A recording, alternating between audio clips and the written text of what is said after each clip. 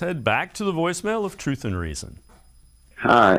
I have some concerns about Kevin Stefanski's play calling against the Ravens. 3rd down and 2. We've got 2.5 minutes left in the game. We don't want to give the Ravens the ball back with too much time on the clock. And yet he calls that pass play, which cost us a penalty, which took us out of field goal range and everything. I mean, you got Nick bleeping Chubb, and you call a pass play. I mean, it's too risky. The only thing that could hurt us is a penalty, and that's exactly the play he called. I used to blame Baker Mayfield last year for all those in-game mistakes. Now I'm not so sure. And Joe Woods, he really needs to go. Thank you. As always, appreciate all the voicemails. Quincy, I get people wanting to throw the ball, but you had Amari Cooper, single coverage, Marcus Peters. Kevin Stefanski said, yeah, we're taking that shot every time, and you should. That was a 50-50. It would be more frustrating if they would have ran right into a zero blitz. I mean, it was an obvious zero blitz, too. They had everybody, the Ravens, on that play.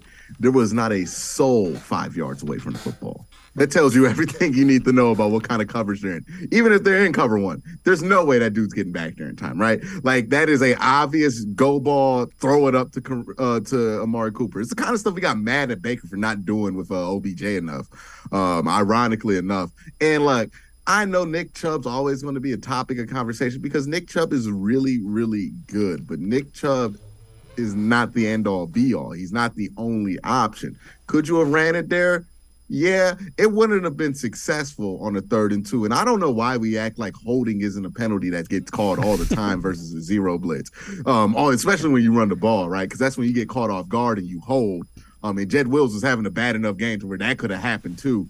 So, it wasn't that risky of a choice, right? You risk the ball. You risked it. If you run the ball, Nick Chubb could fumble. He's done that before. You can run a zero blitz, have a holding penalty, or get a block in the back or something like that. Maybe you call a screen. There's always going to be risk involved in a football play. You can't ask yourself, what's the risk? You can't live in your fears. This is a Tomlinism of all things. But you can't live in your fears and call a football game. What you have to do is make calls that make sense. And you can make the Nick Chubb call make sense. But what also makes sense, and what I don't get why people are trying not to, is throwing it up to Amari Cooper one-on-one coverage when Marcus Peters had been beat 3 times prior in this game. 3 times prior in this game.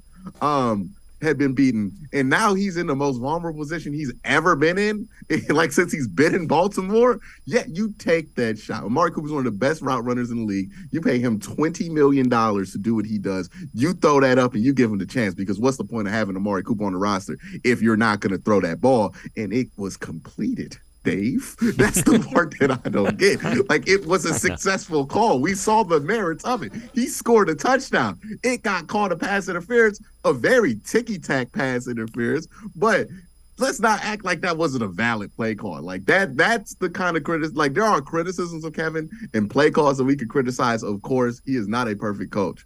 But when we criticize stuff like that and act like that's not valid, that's where people start to get frustrated with the entire conversation, because it feels like people aren't being honest about why they don't like Kevin Stefanski or what their problems are with him, because what they're complaining about sometimes doesn't quite add up to football, right? And this is one of those examples. I understand the frustration. You want to see more Nick Chubb, but you have to ask yourself, is that the best possible situation we could put the offense in? And I think when there's zero blitzing like that, that throwing the ball might have been a better choice, especially if you had a hot go. Like, they had the perfect play call. They had a hot go. It could not have been better of a play call than that versus that defensive call when it comes to how you're supposed to call these things. So I think Andy Reid, all these coaches that people say, Sean Payton, they do the same exact thing. And the other thing is that could have very easily been pass interference on Marcus Peters.